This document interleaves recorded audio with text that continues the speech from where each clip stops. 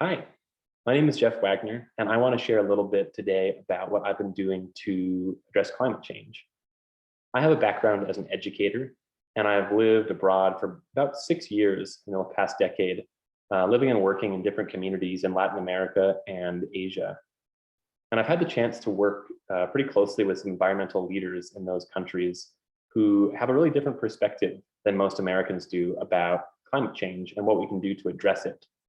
So when I came back about 2 years ago from living abroad, I was living in Southeast Asia.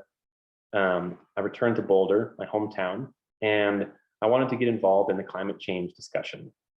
And I asked myself, great, with my background as an educator and my background having been immersed in kind of different conversations and different ways of framing environmental issues, what can I contribute? So I started a small nonprofit. And we have been putting out educational materials, running small workshops, talking with policymakers, just doing really small scale stuff. And I think I've seen it make an impact on Boulder in general. And there's been a lot of interesting developments where now I'm helping experiential education organizations develop curriculum. And I found that just putting myself out there really helped me connect with a broader network of folks who are doing similar work.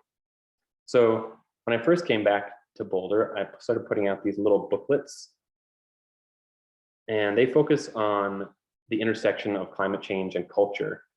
And I wrote them from the perspective of someone who has kind of been walking this line between multiple cultures. And I've been working as a translator for young people, kind of a cultural translator, helping them understand foreign cultures. And so these booklets are about cultural perspectives on climate change and how we might be able to shift our society to make it more receptive to broad climate action, both on policy level, but also like shifting the way our smaller communities function. And there's really concrete examples from different places around the world. I started running some small workshops once, twice a week, talking about climate change specifically, or just giving people skills to do things that make their lives a little bit more sustainable, that are fun and feel accessible.